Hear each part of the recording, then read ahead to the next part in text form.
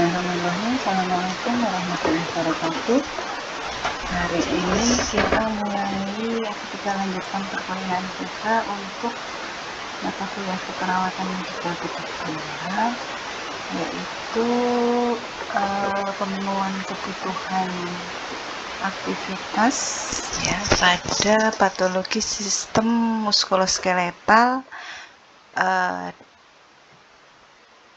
yaitu trauma pada sistem muskuloskeletal fraktur ya. Sebelumnya kita samakan persepsi dulu terkait tentang pengertian dari fraktur ya. Jadi fraktur itu adalah kondisi di mana terjadi disintegritas tulang yang disebabkan karena adanya trauma atau proses degeneratif.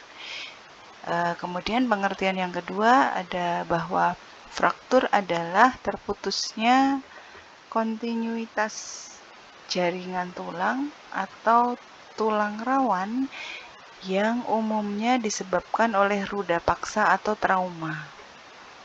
Ya, pengertian berikutnya, fraktur adalah terputusnya kesinambungan tulang yang normal yang disertai dengan injuri jaringan lunak. Ya, dan dari semua pengertian fraktur ini yang perlu kita tegaskan adalah bahwa fraktur itu adalah kondisi di mana persambungan atau kontinuitas tulang atau integritas tulang itu terjadi gangguan. Ya, gangguannya itu bisa berupa terputus total ya atau sebagian. Ya, sebagian itu bisa berupa retak, kemudian juga mungkin fisur dan lain sebagainya. Begitu. Ya. Kemudian selanjutnya pengertian dari fraktur ya.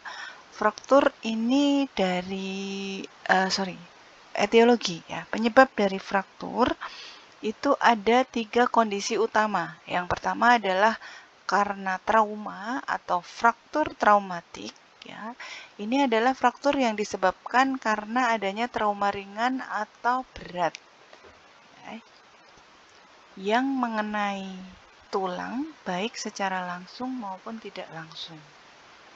Begitu. Kemudian penyebab yang kedua adalah stres. Jadi fraktur ini bisa terjadi juga karena stres atau tekanan, di mana tulang mengalami tekanan yang berlebihan.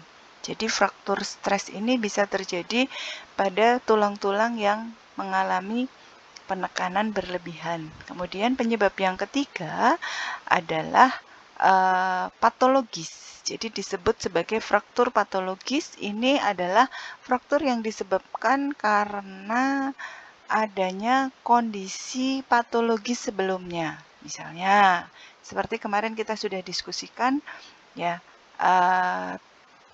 diskusi kita kemarin tentang osteoporosis. Jadi ketika tulang itu mengalami osteoporosis atau pengeroposan tulang, maka tulang ini akan berisiko untuk mengalami fraktur. Ya, ini jika tulang yang mengalami osteoporosis ini mengalami fraktur, maka akan disebut atau penyebabnya adalah kondisi patologis dari tulang tersebut. Ya, kondisi patologis yang lainnya adalah tumor atau kanker yang mengenai tulang. Kemudian juga bisa karena degeneratif. Ya, degeneratif itu adalah proses terjadinya kemunduran fungsi dari tulang. Kemudian klasifikasi fraktur. Ya, klasifikasi fraktur ini ada beberapa kategori. Yang pertama adalah berdasarkan komplit tidaknya jaringan yang rusak. Jadi tadi saya sampaikan bahwa fraktur itu adalah terjadinya kerusakan tulang. Ya, kerusakan tulang. Berdasarkan komplit tidaknya, lengkap tidaknya jaringan yang rusak, fraktur ini dibagi menjadi 2. Yang pertama fraktur komplit dan yang kedua fraktur inkomplit. Silahkan nanti untuk dibaca ya. Fraktur komplit itu artinya fraktur ini ditandai adanya garis patah yang melalui seluruh penampang tulang, sehingga tulang ini persambungannya terganggu secara total, secara komplit. Sementara kalau incomplete ini adalah terjadi sebagian saja. Ini ada jenisnya, ada hairline fracture atau patah retak rambut, ya. Kemudian green stick fracture, di mana tulang ini mengalami gangguan pada beberapa bagian. Begitu. Kemudian selanjutnya berdasarkan kontak dengan dunia luar. Jadi ketika terjadi fraktur, tulang yang mengalami fraktur ini terkontaminasi atau terpapar dengan dunia luar atau tidak, itu dikelompokkan menjadi dua. Yang pertama fraktur tertutup, di mana fragmen atau tulang yang mengalami kerusakan itu tidak terpapar dengan dunia luar, sehingga dikatakan sebagai fraktur tertutup. Kemudian yang kedua adalah fraktur terbuka. Fraktur terbuka ini adalah kondisi patah tulang dengan adanya luka pada daerah yang patah, sehingga bagian tulang berhubungan dengan udara luar. Ini ada klasifikasinya, ada 3 ya, grade 1, 2, dan 3. Grade 1 itu jika luka yang menyebabkan terpaparnya tulang yang mengalami fraktur dengan dunia luar itu ukurannya sekitar atau kurang dari 1 cm. Ya. Kemudian derajat 2 ya, ketika tulang luka yang terbuka itu lebih dari 1 cm ya, hingga 5 atau bahkan ada yang mengatakan sampai 6. Kemudian derajat 3 ini luka yang terbentuk akibat fraktur ini lebih dari 6 hingga 8 cm ya. Untuk grade 3, tulang atau fraktur terbuka grade 3 ini sangat memungkinkan atau sangat berisiko untuk terjadi infeksi. Kenapa? Karena ada luka besar yang terjadi di atas atau di fraktur tersebut. Begitu. Kemudian selanjutnya ya, berdasarkan bentuk garis patah. Ya, berdasarkan bentuk garis patah ini ada yang namanya fraktur transversal ya.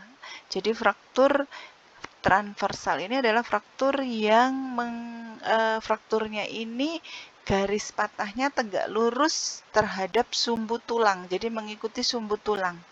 Kemudian ada fraktur oblik, ini fraktur di mana garis patahnya membentuk sudut dengan tulang, jadi agak miring ya.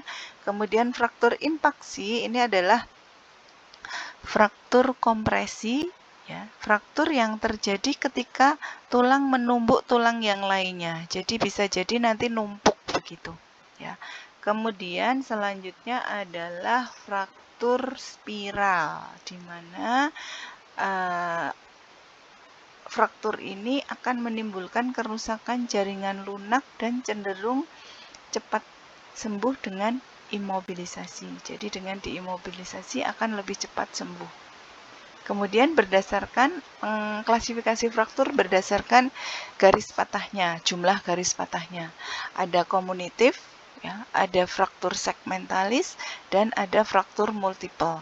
Fraktur komunitif ini adalah fraktur di mana garis patah lebih dari 1 dan saling berhubungan. Jadi membentuk garis dan garis tersebut saling berhubungan. Nanti gambarnya ada di belakang. Kemudian fraktur segmental ini adalah fraktur di mana garis patah lebih dari 1 tapi tidak berhubungan. Jadi satu tulang itu patah di beberapa bagian. Kemudian fraktur multiple ini adalah fraktur di mana garis patah lebih dari 1 tapi tidak pada tulang yang sama. Jadi di beberapa tulang yang mengalami fraktur gitu. Kemudian yang penggolongan yang terakhir adalah berdasarkan pergeseran fragmen tulang yang patah ya.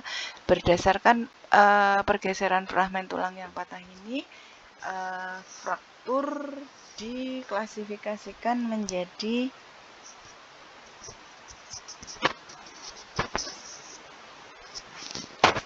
dua yaitu fraktur undisplaced dan displaced. Undisplaced itu artinya tidak bergeser, jadi tulang tetap berada pada bagiannya. Kemudian kalau yang displaced itu terjadi pergeseran tulang. Itu ya. Kemudian untuk yang displaced ya, ini diklasifikasikan kembali dengan dislokasi at longitudinal cum kontraktur, di mana pergeseran searah dengan sumbu tulang, kemudian dislokasi at exim itu membentuk sudut, dan di lokasi at latus itu pergeseran di mana kedua fragmen tulang saling menjauh. Nah, ini gambar-gambarnya ya, tadi green stick ya. Green stick, lalu spiral itu lukanya ini patahannya membentuk spiral, kemudian komunitif tadi. Jadi frakturnya, patahnya itu membentuk garis patahan yang saling berhubungan ini. Ini saling berhubungan begini ya. Kemudian transversal, ada transversal tadi menurut garis patahnya.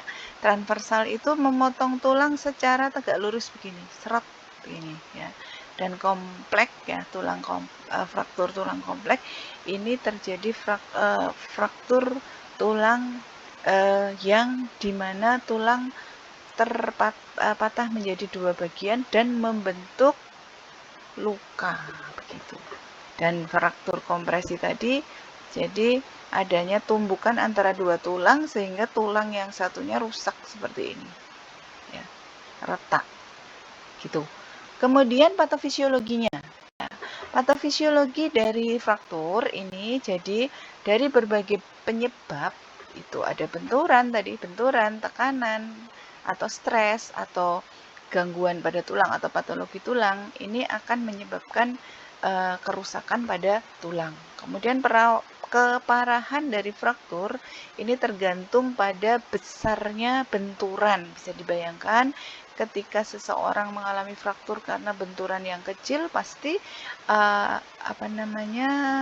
frakturnya atau patahannya akan kecil.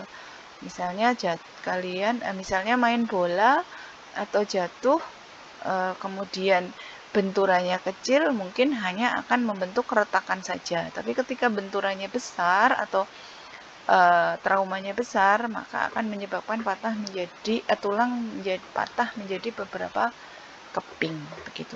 Kemudian otot yang melekat pada ujung tulang akan mengalami spasme ya. Jadi ketika tulang ini mengalami trauma, maka otot yang melekat pada ujung tulang, bagian distal tulang, ini akan terketarik, ya, akan mengalami spasme atau tarikan, sehingga akan menarik tulang yang patah tadi. Jadi akan terjadi tarikan dari tulang yang patah keluar posisi anatomi, sehingga akan terjadi pergeseran berat atau tidaknya, parah tidaknya tergantung dari benturannya begitu ya. Kemudian fragmen fraktur akan bergeser karena tarikan dari otot di ujung tadi, maka tulang yang patah ini akan bergeser ke samping pada suatu sudut dan membentuk sudut. Nanti tergantung jenis frakturnya. Atau juga bisa berotasi, muter ya, muter atau bergeser. Kalau bergeser ke samping nanti akan tulang ini akan tergeser dari posisi normalnya, dan bisa juga tulang ini ketarik dan berrotasi atau berputar begitu ya. Kemudian dengan adanya benturan tadi ya, periosteum dan pembuluh darah pada kortek tulang serta sumsum tulang yang patah ini akan mengalami gangguan, akan terjadi cedera pada periosteum dan pembuluh darah. Pada periosteum ini banyak sekali sarafnya, ini akan menimbulkan nyeri ya. Kemudian pada pembuluh darah akan menimbulkan perdarahan. Nah, berikutnya perdarahan terjadi karena cedera jaringan lunak atau cedera pada tulang. Ini akan memicu adanya hematom. Kita ketahui bahwa ketika terjadi trauma, ya, pembuluh darah di sekitar tulang akan rusak, akan terjadi perdarahan, dan akan terjadi hematom atau bekuan darah. Nah, bekuan darah ini akan menjadi titik awal dari proses penyembuhan. Jadi, bekuan darah itu mutlak akan terjadi. Ya. Dan ini akan menjadi titik awal dari proses penyembuhan tulang. Begitu. Ya, kemudian berikutnya ini. Ya. Jaringan tulang di sekitar lokasi fraktur akan menjadi mati dan menyebabkan respon peradangan. Ya. Respon peradangan ini nanti akan kita temukan akan terjadi sesaat. Ya, sesaat setelah terjadi fraktur. Makanya tanda-tandanya nanti akan kita temukan ada bengkak. Ya. Ada bengkak, ada vasodilatasi, ada nyeri, ini sebagai tanda adanya proses peradangan pada fraktur. Jadi tanda-tanda fraktur nanti ada apa namanya? Ada ödem, ada nyeri, ada kehilangan fungsi, itu tidak bisa digerakkan ya, tidak bisa digerakkan atau fungsiolesia. Lalu akan muncul eksudat, plasma, dan leukosit. Ketika terjadi perdarahan, maka terjadi peradangan, maka leukosit akan berkumpul dan akan mengeluarkan eksudat. Nah, ini untuk patofisiologi secara lengkapnya, ya. Patofisiologi secara lengkapnya seperti ini. Ya, jadi tadi trauma langsung, trauma tidak langsung, kemudian kondisi patologis, ini akan menyebabkan fraktur, kemudian fraktur akan menyebabkan kontinuitas tulang terganggu atau diskontinuitas, ya. Kemudian dari adanya fraktur juga akan menyebabkan adanya pergeseran fragmen tulang, ya, sehingga akan menyebabkan nyeri. Kemudian dari diskontinuitas tulang ini akan menyebabkan perubahan jaringan sekitar dan kerusakan fragmen tulang. Perubahan jaringan sekitar yang muncul ini adalah tulangnya bergeser dan ototnya mengalami spasme atau tarikan. Ya, tulang bergeser menyebabkan deformitas.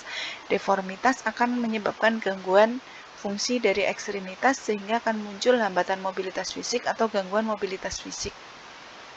Kemudian selain itu, perubahan jaringan sekitar ini dapat berupa laserasi kulit. Kulitnya rusak, ya, yang tadi menyebabkan adanya luka terbuka. Kulit rusak ini akan mengenai jaringan kutan, subkutan, ya, jaringan kulit pada subkutan ataupun kutan, sehingga akan terjadi perdarahan, kehilangan volume cairan, dan akan menyebabkan masalah keperawatan shock hipovolemia. Ya. Kemudian laserasi kulit juga akan menyebabkan langsung masalah keperawatan, kerusakan integritas kulit, dan risiko infeksi. Terus adanya perubahan jaringan sekitar ini juga akan menyebabkan spasme otot, akan menyebabkan peningkatan tekanan kapiler, pelepasan histamin, ya, kemudian akan protein plasma hilang dan terjadi ödem.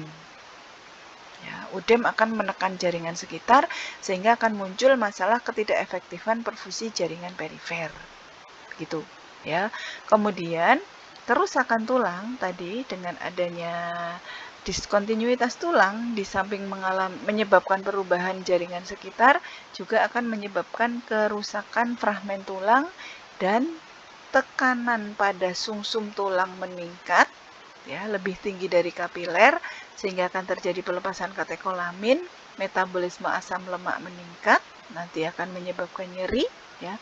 Kemudian bergabung dengan trombosit, emboli, menyumbat pembuluh darah, dan perfusi perifer akan terganggu. Begitu. Kemudian selanjutnya manifestasi kliniknya. Ini ringkasan dari yang ada di patofis tadi. Jadi tadi akan menggiring kita untuk merumuskan manifestasi klinik dari fraktur.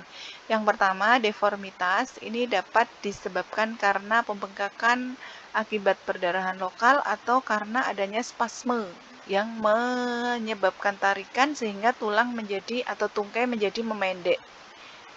Ya, kemudian pembengkakan dapat muncul akibat akumulasi cairan serosa pada lokasi fraktur serta ekstravasasi.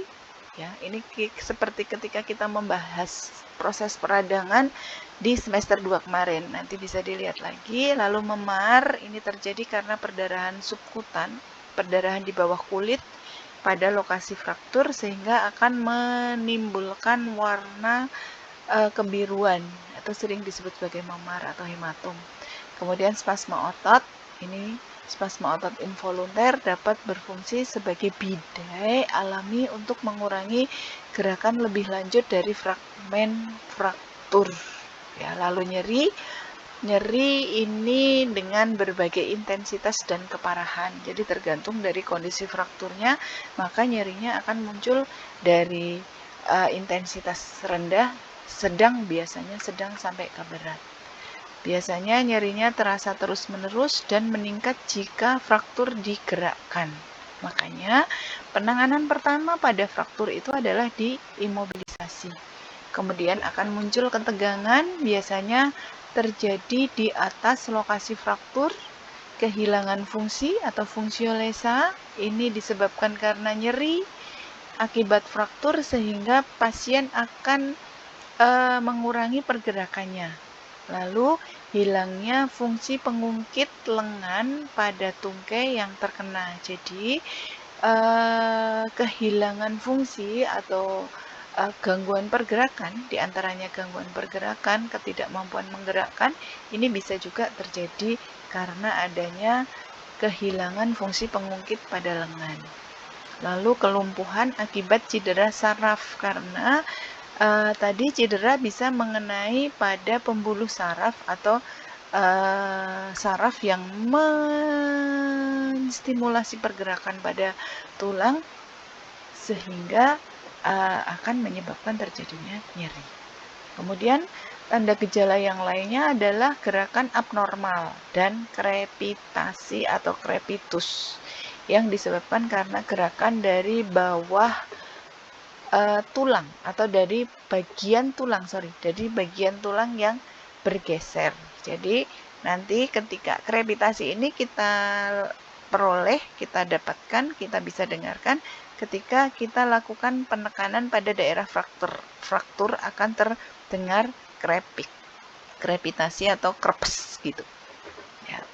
Kemudian perubahan neuromuskular, ya ini adalah perubahan neurovaskuler yang terjadi karena kerusakan saraf perifer atau struktur vaskuler yang terkait akibat adanya fraktur.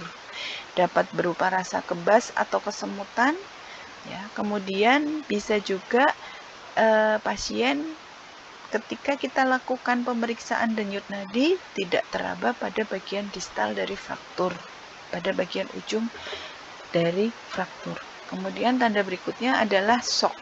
Ya. Shock ini terjadi karena adanya perdarahan yang hebat sehingga akan terjadi shock. Gitu. Kemudian pemeriksaan diagnostik dari fraktur ini adalah yang pertama dengan ronsen atau X-ray ya, untuk menentukan lokasi dan luas fraktur. Lalu scan tulang ya, atau scan CT scan atau MRI untuk memperlihatkan fraktur secara lebih jelas daripada hasil X-ray. Ya, kemudian mengidentifikasi kerusakan jaringan lunak, ya, apakah ada jaringan lunak yang rusak. Lalu arteriogram ini untuk memastikan adanya kerusakan vaskuler. Ya. Ada kerusakan vaskuler atau tidak akibat dari fraktur tersebut. Lalu hitung darah lengkap, ini dengan pada fraktur bisa jadi terjadi hemokonsentrasi. Ya. Kemudian juga peningkatan leukosit dapat terjadi akibat adanya respon peradangan. Lalu penata laksanaannya, ya, penata laksanaannya ini ada 5R ya. Rekognisi yang pertama. Rekognisi itu pengenal ya. Mengenal riwayat kejadian dari fraktur. Kita harus kaji bagaimana fraktur itu terjadi. Kita kenal bagaimana terjadinya. Sehingga ini akan membantu kita untuk menentukan diagnosa dan tindakan selanjutnya. Lalu yang kedua reduksi. Reduksi ini di reposisi, ada terbuka, ada tertutup ya, open reduction and internal fixation ataupun OREF ya, open reduction and external fixasi ya. Kemudian R yang ketiga adalah retensi atau imobilisasi ya. Jadi kita mengimobilisasi fragmen dari fraktur supaya tidak terjadi kerusakan yang lebih parah lagi. Jadi kita menahan atau mempertahankan posisi kesejajaran tulang hingga terjadi penyatuan yang dan kembali seperti semula secara optimal. Dilakukan setelah fraktur direduksi. Jadi frakturnya direduksi, dibenerin dulu, kemudian baru difiksasi. Fiksasinya dengan apa? Dengan pembalutan, dengan kit, dengan bidai, traksi kontinu, fiksator eksternal, atau dengan implan logam. Ya. Kemudian bisa juga dengan graft tulang. Ya. Graft tulang ini mengganti jaringan tulang yang rusak dengan tujuan untuk menstabilkan sendi dan mengisi defek serta menstimulasi proses pertumbuhan tulang. Itu ya. Kemudian R berikutnya ya adalah rehabilitasi. Rehabilitasi ini adalah upaya pemulihan. Ya, tujuannya untuk apa? Untuk menghindari atrofi atau kontraktur dengan melakukan fisioterapi. Ya. Reduksi dan imobilisasi harus dipertahankan sesuai dengan kebutuhan. Jadi rehabilitasi ini nanti bisa dengan ROM, ya, bisa dengan latihan pergerakan. Ya. Jadi nih latihan isometrik meminimalkan atrofi. Jadi di isometrik itu diantaranya dengan ROM. Itu kita lakukan ROM sesuai dengan yang bisa dilakukan. Jangan sampai latihan ini merusak reduksi yang sudah dilakukan. Jadi rehabilitasi ini atau ROM atau latihan pergerakan, latihan isometrik ini harus memperhatikan atau membantu mempertahankan reduksi dan imobilisasi fraktur. Gitu. Ya, itu proses penata laksanaan fraktur dengan 5R. Dengan 5R. Kemudian, nah berikutnya adalah tahapan perkembangan atau penyembuhan fraktur. Bagaimana fraktur itu sembuh dari begitu jeder, kena, trauma, kemudian fase pertamanya tadi adalah hematom, pembekuan darah, itu merupakan titik awal dari proses penyembuhan. Jadi fase-fase penyembuhan fraktur ini ada 5 juga. Ya. Yang pertama adalah fase inflamasi atau fase peradangan. Ya. Peradangan ini diawali dengan adanya hematom. Jadi ketika terjadi fraktur ada perdarahan, kemudian akan terbentuk bekuan darah. Bekuan darah ini akan merespon atau merangsang respon inflamasi atau respon peradangan yang nanti akan menjadi awal dari proses penyembuhan. Jadi kalau tidak ada inflamasi tidak akan ada penyembuhan. Sama semua, baik itu fraktur ataupun luka. Misalnya kita ada luka operasi, itu pasti diawali dengan peradangan atau inflamasi. Kalau inflamasinya memanjang, pasti proses penyembuhannya akan memanjang. Begitu. Ya, kemudian fase yang kedua adalah proliferasi. Proliferasi ini adalah proses pembentukan benang fibrin dalam bekuan darah tadi. Jadi dengan adanya, kita ingat lagi proses pembekuan darah, ya, ada faktor pembekuan darah, kemudian ada pembentukan benang-benang fibrin, ya, benang fibrin ini akan membentuk jaringan yang menyebabkan revaskularisasi. Jadi adanya jaringan baru ini akan menyebabkan vaskularisasi baru terbentuk. Ya. Kemudian akan terbentuk fibroblast dan osteoblast. Ingat kemarin ketika kita membahas tentang osteoporosis, ya, ada sel tulang yang berperan dalam proses pembentukan, itu namanya osteoblast. Jadi, dengan adanya proses inflamasi, terbentuk proliferasi, jaringan baru terbentuk, ada revaskularisasi, serta ada invasi dari osteoblast yang nanti akan membentuk tulang. Proses ini akan menghasilkan kolagen dan proteoglikan sebagai matrik kolagen pada patahan tulang. Ya. Kemudian terbentuk jaringan ikat fibrosa, jaringan ikat, dan tulang rawan atau osteoid, ya, yang setelah hari kelima. Kemudian fase pembentukan kalus, ya, itu terjadi pada 3-4 pekan.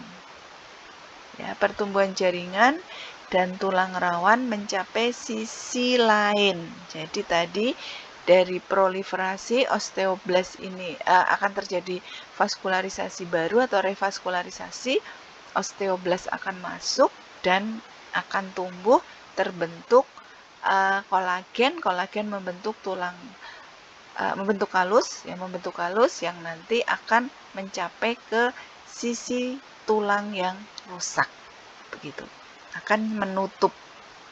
Ya. Kemudian fase keempat adalah fase penulangan kalus atau osifikasi. Ini adalah pengerasan kalus.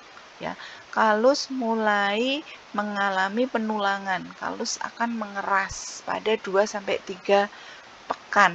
Jadi tadi terbentuk kalus 3-4 minggu, kemudian lanjut dengan fase penulangan.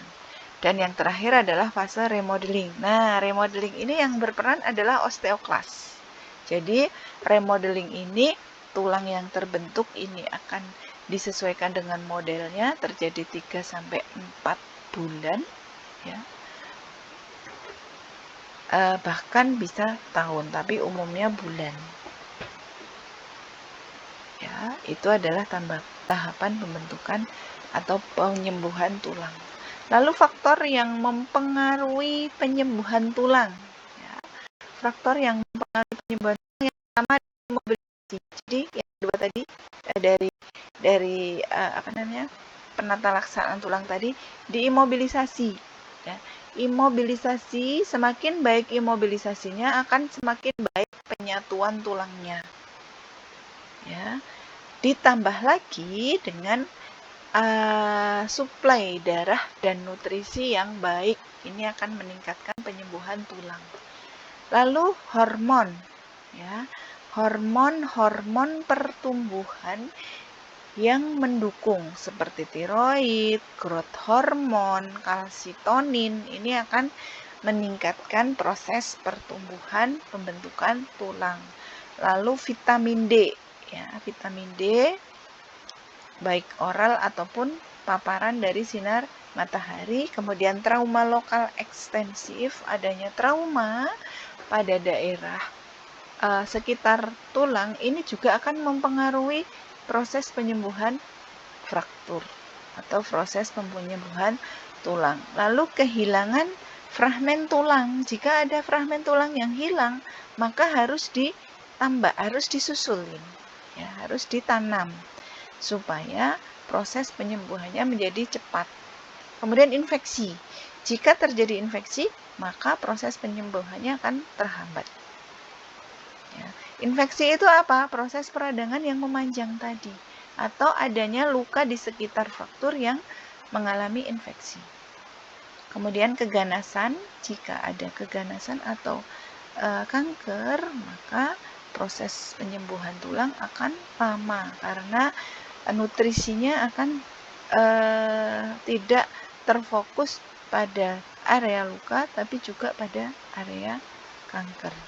Lalu penyakit metabolik seperti DM, di mana terjadi gangguan suplai glukosa dan nutrien lain ke daerah yang fraktur, sehingga proses penyembuhan akan menjadi lama. Lalu usia, ya, semakin tua akan semakin lama proses penyembuhannya. Karena apa? Karena ada proses degenerasi.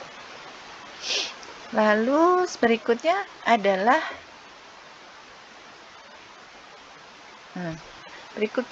penggunaan kortikosteroid. Kortikosteroid ini akan menekan proses peradangan sehingga akan menghambat proses penyembuhan luka. Selanjutnya komplikasi dari fraktur. Ini ada akut. Ya, akut itu segera terjadi.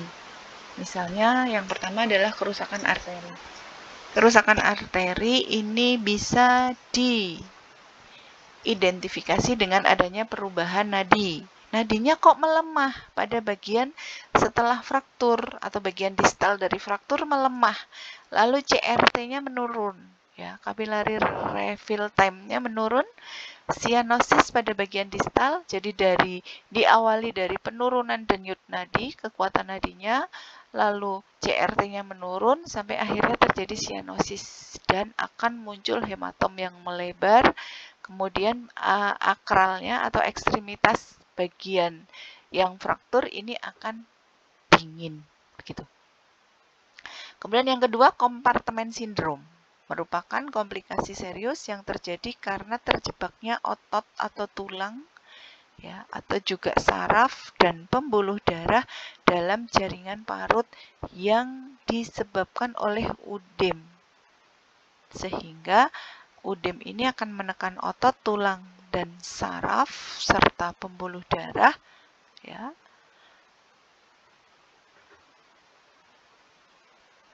Selain karena udem, penekanan pada otot, tulang, saraf, dan pembuluh darah ini juga karena GIP yang terlalu kuat, GIP atau bidai yang terlalu kuat. Makanya ketika kita membidai, ketika kita melakukan perawatan luka pada fraktur, ketika kita masang bidai lagi, kita harus pastikan bidai itu tidak terlalu kuat, supaya tidak menyebabkan kompartemen sindrom. Kemudian berikutnya adalah emboli lemak atau fat emboli. Emboli lemak ini sering terjadi pada kasus fraktur tulang panjang, di mana sel-sel lemak yang dihasilkan oleh sumsum tulang masuk ke aliran darah dan menyebabkan penurunan oksigen dalam darah. Ya, biasanya emboli lemak ini ditandai dengan adanya takikardi, hipertensi, takipnu, dan demam. Gitu, ya. Lalu komplikasi berikutnya adalah infeksi. Ya. Pada pasien dengan fraktur ini akan ada komplikasi atau muncul komplikasi infeksi dimulai pada bagian kulit sampai bahkan nanti sampai ke tulang yang disebut sebagai osteomielitis. Nah, ini nanti tugas kalian membaca tentang osteomielitis. Ya, kemudian selanjutnya adalah avaskuler. Ya, komplikasi berikutnya adalah avaskuler nekrosis. Terjadi karena aliran darah ke tulang yang rusak itu terganggu. Ya, sehingga tulang menjadi nekrosis, mati. Justru jaringan tulangnya mati karena tidak mendapatkan aliran darah yang adekuat. Kemudian berikutnya yang terakhir dari komplikasi akut ini adalah shock adalah kehilangan darah yang meningkat, ya, akibat peningkatan permeabilitas kapiler sehingga oksigenasinya menurun. Begitu. Itu untuk komplikasi akut. Berikutnya, komplikasi lambat atau komplikasi kroniknya adalah yang pertama komplikasi pada sendi, di mana terjadi kekakuan sendi yang menetap dan penyakit degeneratif sendi pasca trauma. Bisa terjadi karena apa? Tidak dilakukan ketika fraktur diimobilisasi lalu tidak dilakukan pergerakan, latihan pergerakan. Ini bisa menyebabkan kekakuan sendi dan kerusakan degeneratif pada sendi. Lalu yang kedua, komplikasi kronik atau lambat yang kedua adalah komplikasi pada tulang seperti penyembuhan fraktur yang tidak normal, sering dikenal dengan delayed union, ya, penyambungan lambat atau malunion, ya, penyambungan yang tidak normal, dan non-union atau tidak bergabung, tidak menyatu tulangnya. Kemudian berikutnya, komplikasi lambat yang lain adalah komplikasi pada otot, terjadi atrofi otot dan ruptur tendon lanjut. Ya, atrofi otot ini bisa terjadi karena tidak ada latihan pergerakan, ruptur tendon ini bisa terjadi karena tusukan atau tusukan dari tulang yang patah. Lalu komplikasi pada saraf adalah penebalan saraf akibat adanya fibrosis intraneural. Itu untuk komplikasi dari fraktur. Lalu untuk proses keperawatannya ada pengkajian, ya, anamnese, kaji nyeri dengan PGRST, kaji riwayat sakit atau fraktur, riwayat pengobatan, riwayat penyakit penyerta, misalnya ada DM dan lain sebagainya, riwayat diet, ya, mengeluh nyeri saat pergerakan, kehilangan sensasi, tidak bisa menggerakkan bagian yang sakit atau yang fraktur, penurunan ROM, cemas dan takut. Ini yang perlu dianamnesa. Lalu pemeriksaan umum bisa dilihat, ya, look, feel, ya. Yang pertama look, lihat apakah ada perubahan bentuk tulang, apakah ada luka, apakah ada perubahan warna, apakah ada udem, apakah ada hematom, apakah ada ekimosis, dan lain sebagainya. Kemudian dipalpasi, ya, dengan feel, rasakan apakah ada fremitus, ya, apakah ada perubahan perfusi, mungkin teraba dingin, begitu.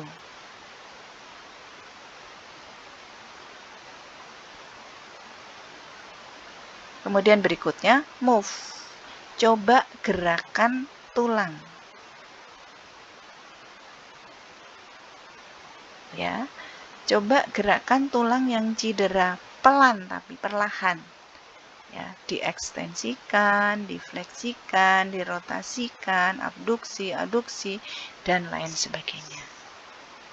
Ya, kemudian dengan 6B, breathing yang pertama, RW-nya, ya, ini tidak spesifik, ya, spesifiknya nanti ke yang bone-nya. Blood, ya, tekanan darah, mungkin terjadi penurunan. Jadi breathing ini bisa muncul ketika mungkin ada mengarah ke shock, ya, ada perubahan jalan nafas, ya, jalan nafas kita pastikan baik, kemudian respiratory rate, tactile fremitus, bentuk dada, infeksi, kemudian batas paru dan suara paru.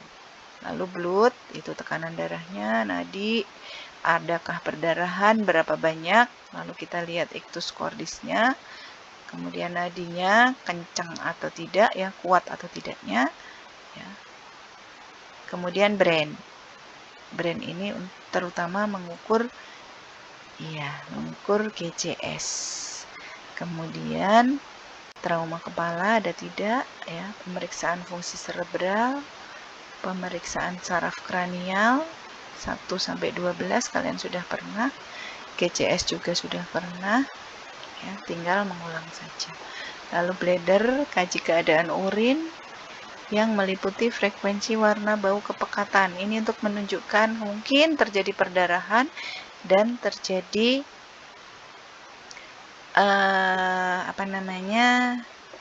status hidrasi, ya, urinnya menjadi pekat dan lain sebagainya.